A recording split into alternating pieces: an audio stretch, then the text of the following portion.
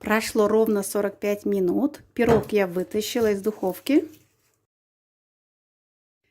Всем привет! С вами Елена. Сегодня готовлю сладкий пирог к чаю из самых обычных продуктов.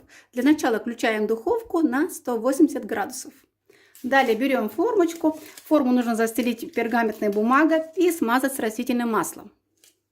Для этого пирога берем 200 грамм муки. Вот таких 2 стакана.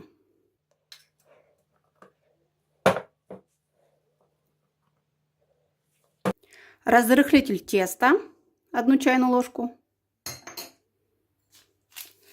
Ванилин, сахар, если есть. Просеиваем. Если нет у вас ванилин, сахар, можно взять цедру апельсина, цедру лимона, мускатный орех или вот корицу. Все, что есть дома. Грецкие орехи можно немного измельчить. Я это делаю с ножом.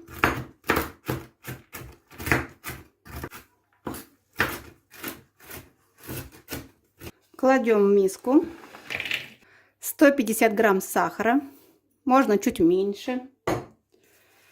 С лопаточкой вот так перемешиваем. Кладем сюда варенье, любое, какое у вас есть, 4 ложки. Растительное масло без запаха, 4 ложки. Крепкий чай, теплый. Все это вот так перемешиваем с лопаточкой, чтобы не было у нас комочков.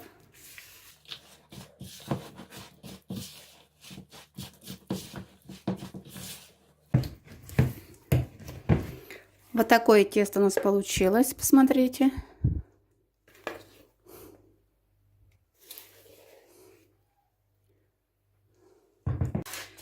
Берем форму небольшого размера и сюда тесто вливаем.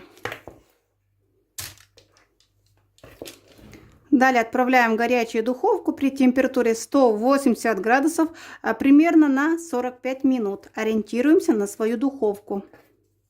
Форму вот так немного потрясем и отправляем в горячую духовку. Прошло ровно 45 минут. Пирог я вытащила из духовки. Проверяем с деревянной шпажкой. Я уже проверила. Все сухо. Пирог оставляем, чтобы немного остыл. Далее будем вынимать из формочки.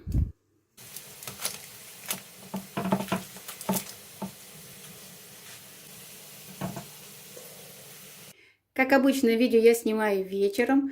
Сейчас попробуем, что у нас получилось. 100 лет уже не готовила этот пирог. Телефон я взяла в руки, чтобы показать поближе. Смотрите, как выглядит в разрезе. Пирог получился очень мягкий. Сейчас мы с вами будем пробовать. Такой пирог получился очень вкусный, мягкий, сытный. Отлично к чаю или с кофе. Я с одной рукой снимаю, с другой показываю.